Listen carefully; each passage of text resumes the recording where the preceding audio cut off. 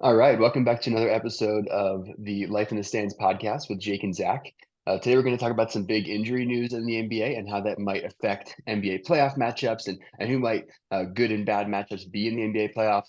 We'll also have a fun conversation around some of the top tight ends in the game, as well as some rapid fire segments and a new segment as well today that we're going to try out about sort of like being a GM. So to start, we're going to jump right into some of that NBA injury news.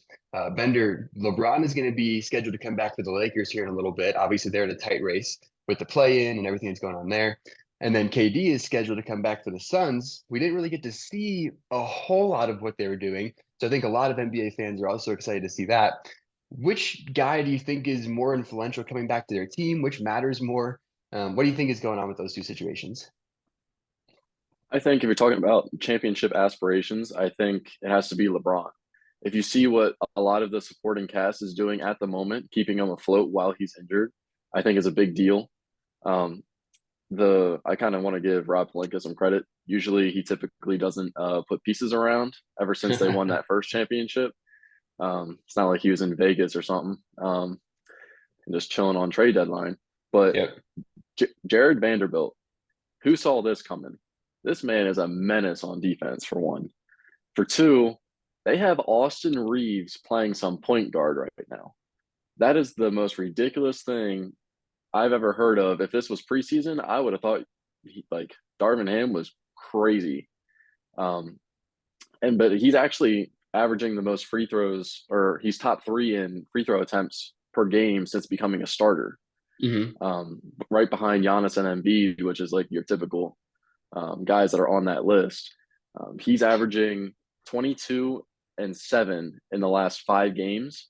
Not to mention that D'Angelo Russell is also supporting cast, and he's going to play a big part whenever LeBron comes back. I believe that if you need to win or if you're trying to win a championship, you need to have a three-headed monster. So I think D'Lo is a part of that. I think the supporting cast with Vanderbilt, Malik Beasley, Reeves, all them guys also will play a big part. I think this is their time to win a championship. They have a lot of momentum right now. D'Lo is averaging 18 and 7 in the last 5 games as well. I think Yep. you're going to see all of it come together once LeBron comes back. And not to mention Anthony Davis is finally healthy, knock on wood. When he's Hmm. healthy, he's becoming a leader, which I never Yeah. thought I could see. Yeah. Um, Had so monster I game last night, right? Like 36 and 17 on like 16 of 21 or something like that. Yeah, he had one bad game since LeBron was out, and he was Yeah. like, I take credit for that. Like, that's my fault. And then came back, I think, because they lost to the Mavs Hmm. recently, Yeah. where he had like a defensive lapse and let up a game winner to Maxi Kleber. Yeah. But I I think think him AD's, becoming oh, go ahead. I was gonna say, him becoming a leader, I think, is something new and something they need Yeah. because not everybody's going to look up to LeBron. You need a younger guy to kind of fit in with the rest of them. Right. So I Right. A think this is their younger, time. yeah. Yeah, younger style bet. I don't disagree. I think the Lakers have so many pieces. If you're looking at where LeBron's championship window still is, I think you're probably right. Like now is the time where they actually have a real chance to go and make a run. Also because they are so hot and they are playing so well. I think, especially with Anthony Davis, the biggest problem he's always had is his mental game. I think he has the tendency to like take some games off and just doesn't come with like that killer mindset every night to the court. I remember even when LeBron was getting his points record, there was a lot of talk that Anthony Davis wasn't paying attention to the game and he wasn't as excited about it. And you wondered what the locker room chemistry was doing there, what was going on with that situation. How was Anthony Davis's mental game when he first got back from injury? He wasn't playing that well. I think he is back now. I think he's starting to get into that groove. Hopefully, he can maintain that when LeBron gets back, and he can still be that sort of alpha mentality on the floor because they still need him to do that, even when And LeBron's there. it was definitely a different point in time too because I was right around trade deadline. You didn't know who was going to be there and who wasn't. So I think Yeah. that was kind of an awkward spot for him, and he was just like, "All right, we need to get through this because Hmm. because even for some other teams now, the Bulls are starting to fall off a little bit. But I think Patrick Beverly gave them some life, like new life, just because of the trade. So like I think Vanderbilt, Malik Beasley, and D'Lo have done that for that team. For sure. For sure. Also saw a news report that apparently they're going out to dinner a lot more. The Lakers players are spending a lot more time together now that they know this is the team. I do think that makes a significant difference the second half of the season, trade deadline passes, and then you really know who you're going to be going into battle with, and you try to really build strong relationships with those core groups of guys. And I think the Lakers are starting to do that a little bit. It is interesting. I agree that it was like a huge injection of energy with those guys, and the bench the Lakers have now is crazy. They still have Schroeder. They have Hachimura, who's a great wing in the league still. You mentioned D'Angelo Russell and Austin Reeves, Nick Beasley, Jared Vanderbilt. They still have like Mohamed Bamba and Lonnie Walker out there too. Like they have pieces that they can rotate in, even if it's just picking up fouls and playing defense for 10 minutes a game in the playoffs. Like they have guys that can do that. But do you think some of that energy will fizzle out in the playoffs since it is such a new team? They got that injection of energy, and then when things get a little bit tougher for them and they aren't playing the regular NBA schedule, do you think any of that kind of energy fizzles out, or do you think they're able to maintain that momentum all the way through? See, I don't think it'll fizzle out because typically young guys play harder. I think if you see anything, it'll show some immaturity because Malik Beasley and Vanderbilt are kind of young yet. Mo Bamba's young. Yeah, So you might see some immaturity or the inability to adjust in the playoffs because some of those guys haven't really had experience or deep experience in the playoffs. right. Although I think a big part will be D'Angelo Russell, and he's been there before with Yep. Brooklyn. I'm sorry, he was that dude with Brooklyn. Like He he was gave the people guy. fits.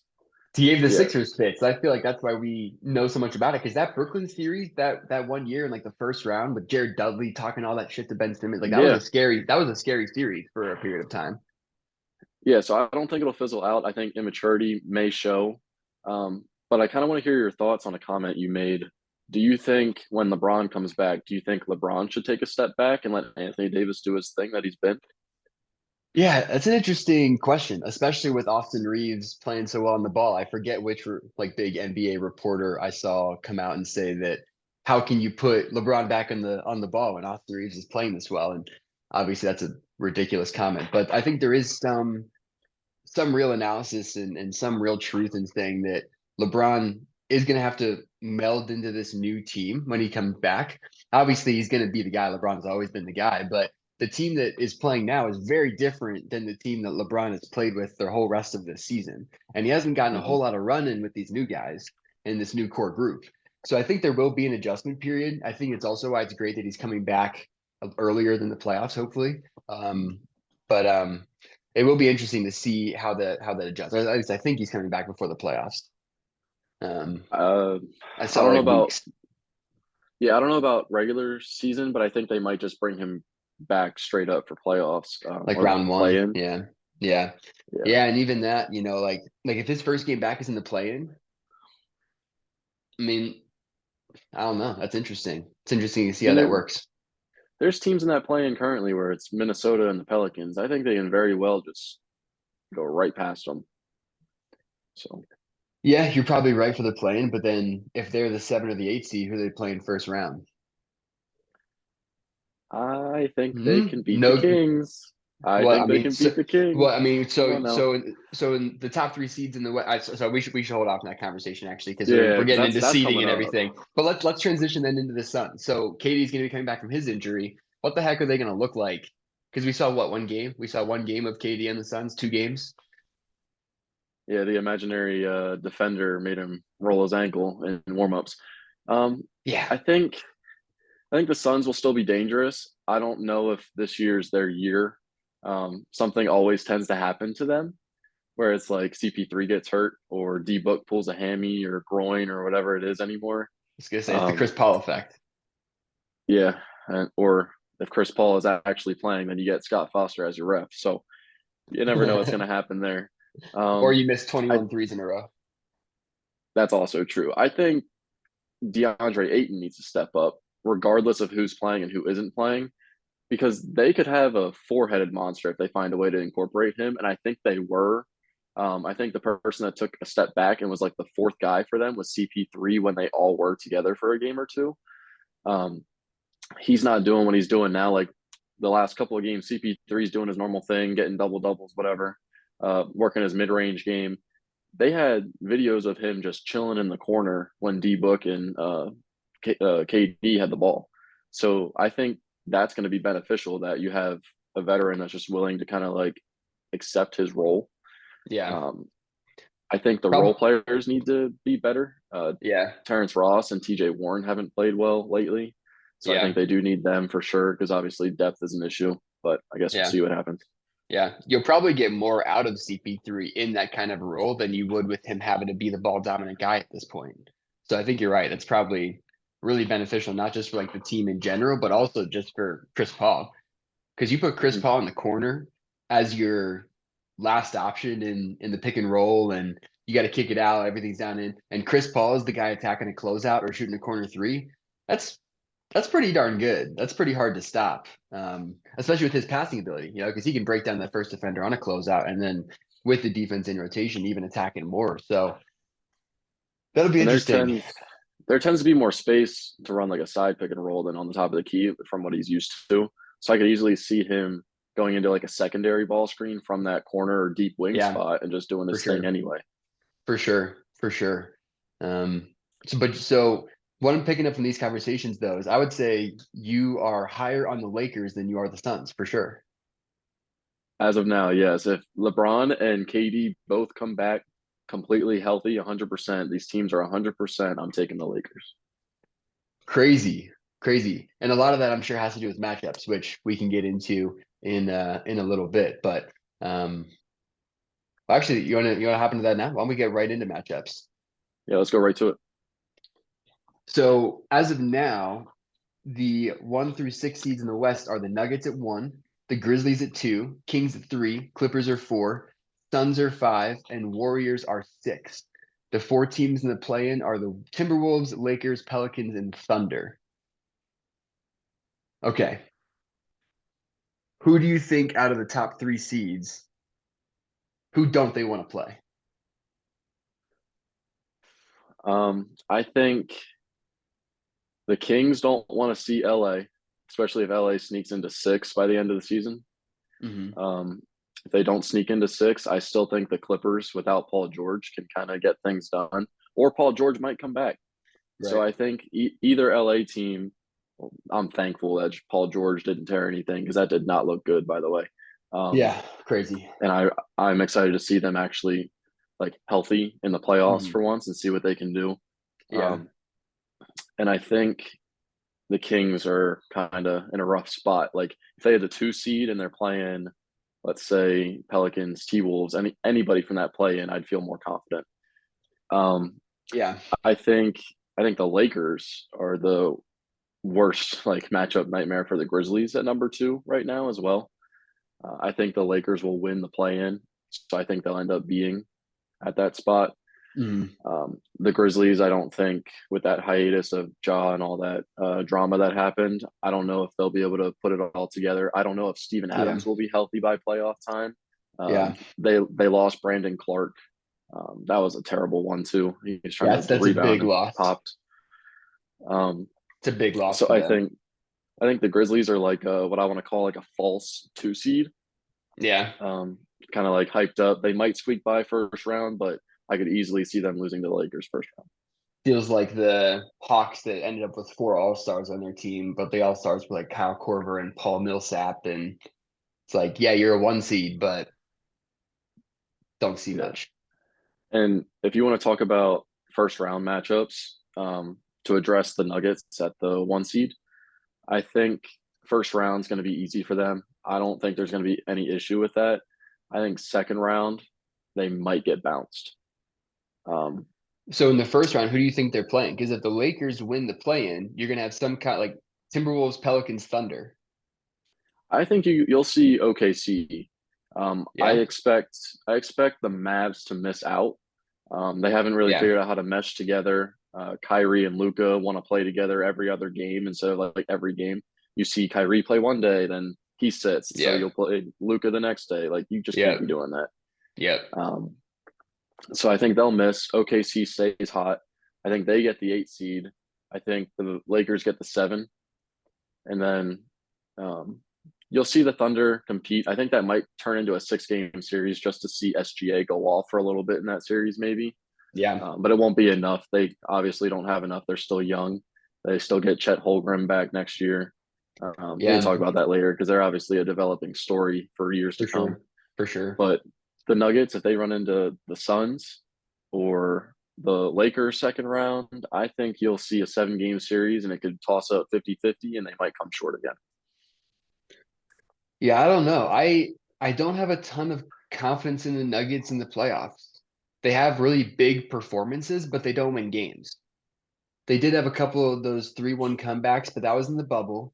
And I hate to just discredit everything that happened in the bubble, but a lot of things that happened there have never happened again and didn't Yeah, happen all the way up until then, right? So I kind of do want to discredit what happened in the bubble. It's the only time they've really had any sort of like real playoff success past the second round. So if I'm the Nuggets, I mean, honestly, I'm scared of the athleticism of the Timberwolves on the Nuggets. I'm obviously scared of the Lakers. And yeah, I mean, I just wouldn't be too confident in them. The Kings, I feel like, are a more clutch team than people realize, and I feel like they might have some sort of beginner's luck in the playoffs, so they can get off to hot starts in playoff series. I think they can keep momentum rolling. I am a believer in the Kings, like the Beam. I think they're going to play really well in the playoffs. They have a full roster this year, so I think they do. They do have a tough first round matchup. Either way, I'm looking at the Warriors at number 6, and for me, that is a really, really tough first round matchup to be a 2 to 4 seed and have to take on the Warriors in the first round. That also doesn't sound fun. There's no clear direction in the West. I think it's pretty easy to like everyone would agree. There might be some people's favorites, a lot of different opinions. I don't think there's a clear favorite that everyone could agree on in the West this year. for sure. And I think for the Kings, you might be a believer in them, but I think it's just like the Nuggets. You need to see it to believe it. So I don't want to get ahead of myself on that. I have seen LeBron go somewhere. I've seen the Warriors go somewhere. I haven't Yeah. seen the Clippers, but we also haven't seen the Clippers healthy. So Yeah. that could obviously be a toss-up series between those two if they matched up. Yeah. So just have to see. Right now it's Kings Warriors in the first round, and if the Kings make it out of that series, it gets really interesting. But That's a let's lot shift. of momentum. It's a lot of momentum to be able to knock off the defending champs. So let's go ahead into the Eastern Conference then. I think these matchups might have a little bit stronger opinions on the predictions. So Milwaukee number 1, Boston number 2, 76ers 3, Cavaliers, Knicks, and Heat round out the top 6, and then the play-in teams as of now are the Nets, Hawks, Raptors, and Bulls. I'm not really afraid of any of the play-in teams at this point. I might not even really be afraid of New York or Miami. How do you feel So are about you it? talking as a top 3 seed? Or are you talking like Yeah, who's scary from yeah, 6 and below? as a top 3 seed, right? If I'm Milwaukee, Boston, or Philadelphia, because either way, if you're those 3 teams, you're going to have to knock off at least one of the other guys. So who are you afraid of out of the other, 5 teams that'll make the playoffs in the East? If I'm the Bucks, I'm not afraid of anybody except for maybe the Celtics and the Sixers when it gets to second or conference finals. Um, if I'm the Celtics, I think I'm most worried about the Knicks. The Knicks kind of gave them some battles this season, and Jalen Brunson has shown up this year as well as Julius Randle. You're starting to have Hmm. random guys. I don't want to call them random guys, but like key contributors in quickly, um, whoever else they can kind of find. Basically, like you have Quentin Grimes showing up, Yep. so I think they're good enough to push it to 7 and make it scary enough for the Celtics. Yeah. Um, I will say, as a Sixers fan, addressing this one's kind of tough. I think the Miami Heat are still the scariest matchup, and it's simply because A, their zone, and B, the amount of 3 pointers they tend to make when we can't score. So our inability to play against a zone is gonna just suck. Like we don't know how to play basketball when we see a zone, and they know how to run it the best. And ever since the Miami Heat shut us down the last how many years with zone, you start seeing other teams run it against us, and we still struggle. I So think if we get matched up with the Heat first round, you have to consider games without James Harden. And you have to consider sitting James Harden for matchups against the Heat. I I think, think I think we're a quicker paced oof, team in that scenario. And I I don't think, know. I think, I don't know. ooh, I don't like that one. I've seen a lot of Maxi play against the Heat. Maxi likes playing against the Heat. So I even think if you we don't sit sit PJ James Harden, Tucker. I I think we could see sit sitting PJ PJ Tucker. Tucker. We play like I want to say like a 4 guard kind of lineup, 3 guard lineup. I'd rather see Harden, Melton, and Maxey in the same lineup with Tobias and Embiid in the starting lineup and attack that zone better. And I think you throw Tobias at the mid range, you throw Embiid blocks, and you let Tobias work in the middle, and you let the good 3-point shooters and off the dribble attackers on the wings, and you just Yeah. go at them. Yeah. Either way, it's interesting. Something's got to change with that matchup there. I do agree in like some aspects that the Heat are a really dangerous matchup. We own the Cavs. I'm not as worried about the Knicks. Anything below the 8 seed right now, I'm not as worried about. I'm way more worried about the Celtics than I am the Bucks. I think the Sixers match up really well with the Bucks. I'll take the Embiid Giannis matchup. But the Celtics are just annoying. We haven't beat them yet this year.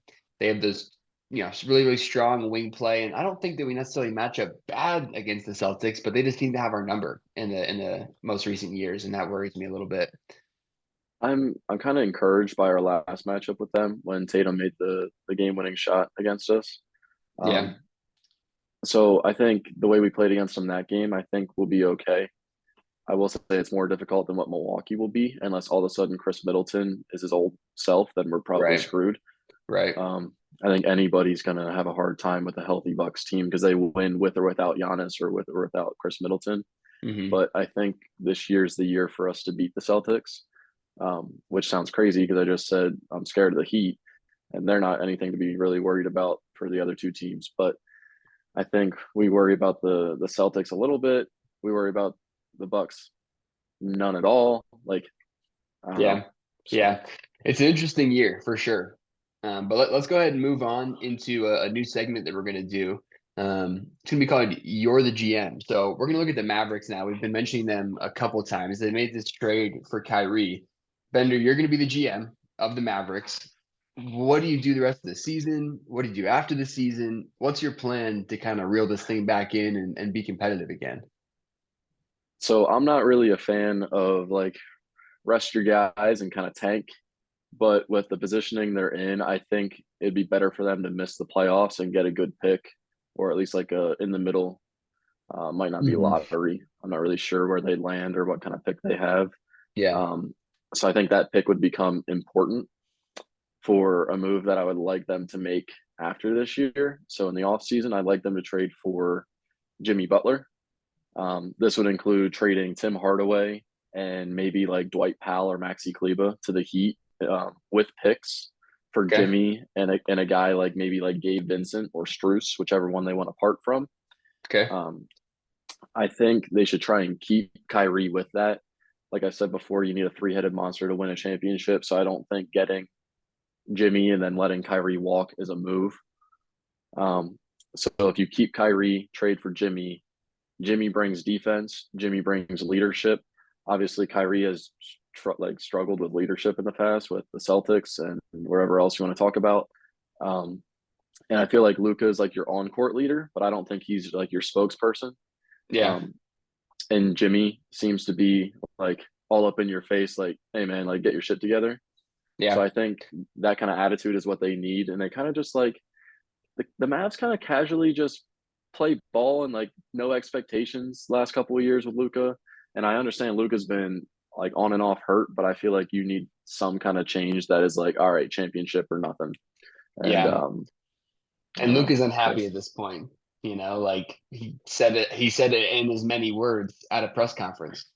He said yeah, something like, "Yeah, I used to have fun playing, and now I'm just getting really frustrated." Like whatever he said, right?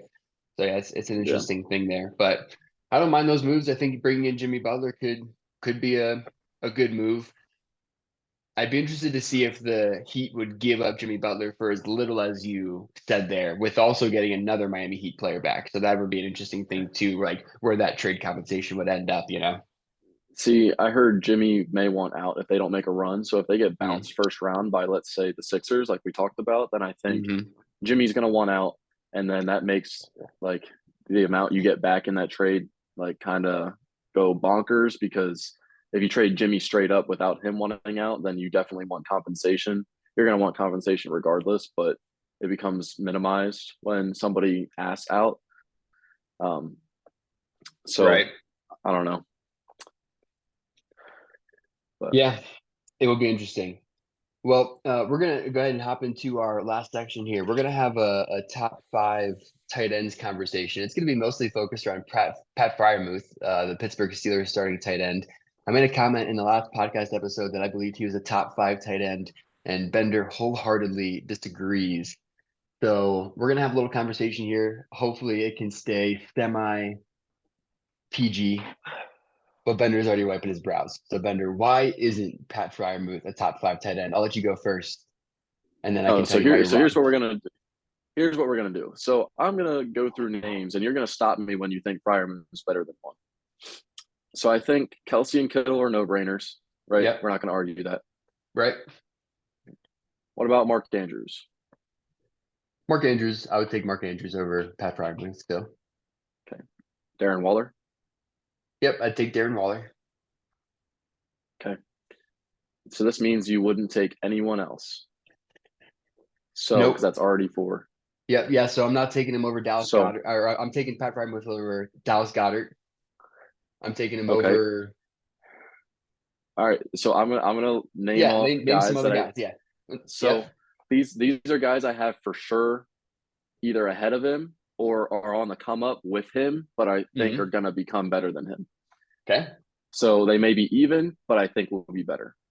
Okay. Evan Ingram for the Jacksonville Jaguars.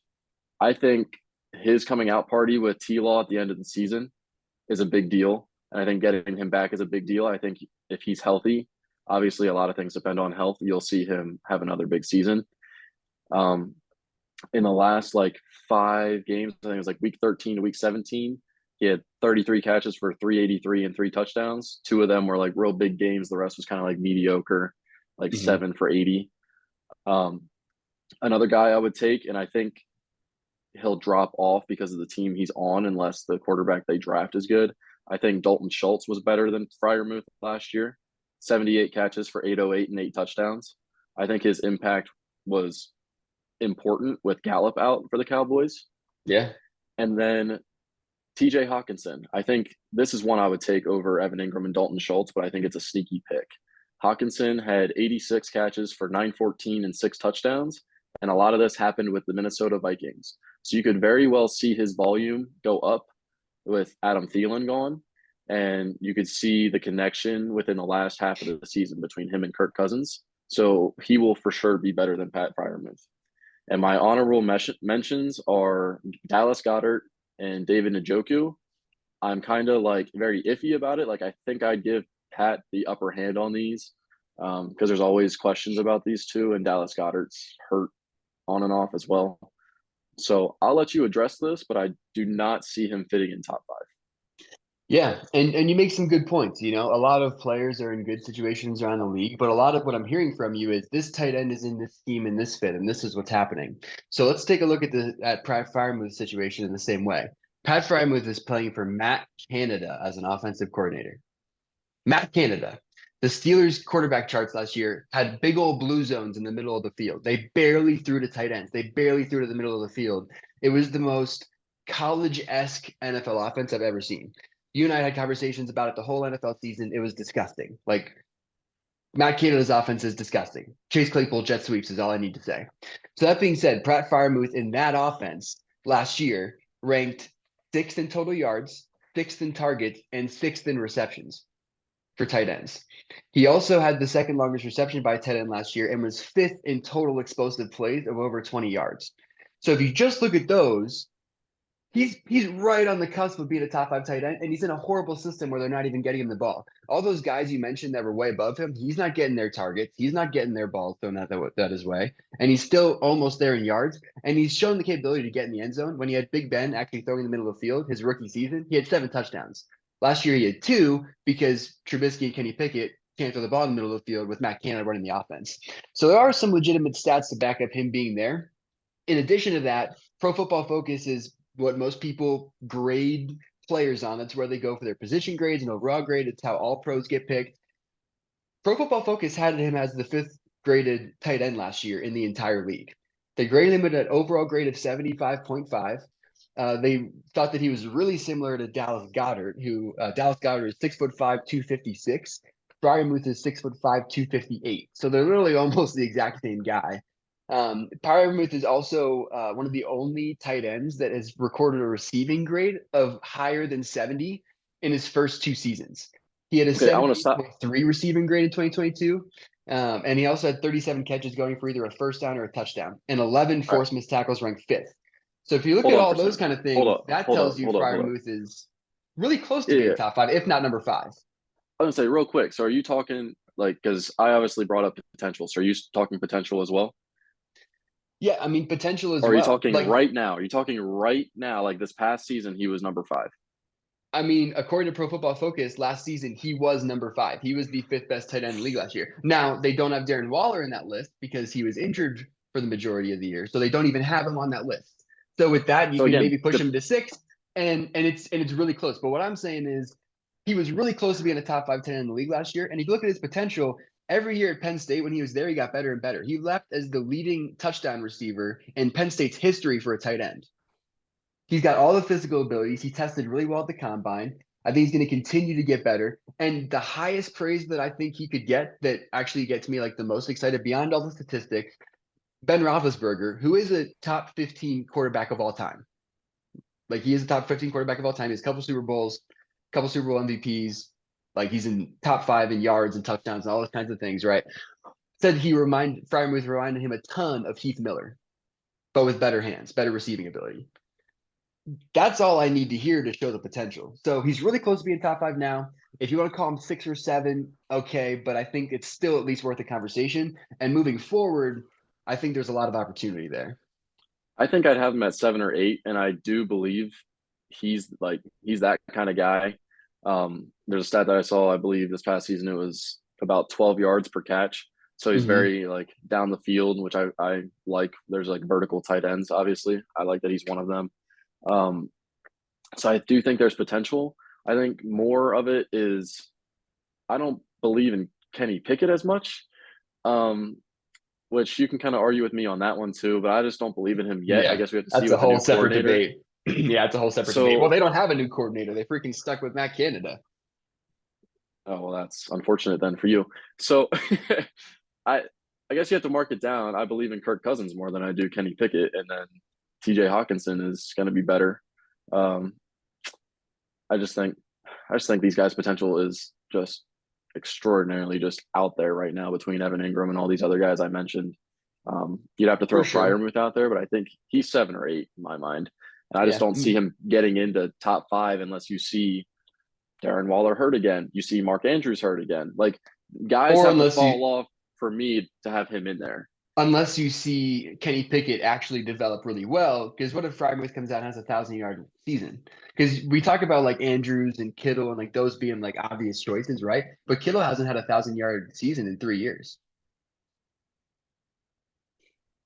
It's So true. like, what Yeah. are we really looking at here? And Freiermuth is also a great blocker, so it's tough. Scheme also makes a big deal because you put Freiermuth in San Francisco's scheme, or you put Freiermuth in Baltimore's scheme where the tight end is the number one target. Like I think Yeah. Mark Andrews had like 130 targets last year, and Yeah. Freiermuth I had like do. 80. Right, Mark so you had Andrews 50 accounted less for targets, right? Mark That would change it Mark 10. Andrews Mark Andrews accounted for I believe 36% ish of the Ravens air yards last year. Yeah, So right. there you go. Yeah, 100%. So yeah, all those things are really interesting. It's close. It's worth a conversation. We'll see how it shakes out over the next couple of years. Yeah, we'll let TikTok decide who's right on this one, but you're gonna get smoked in those comments.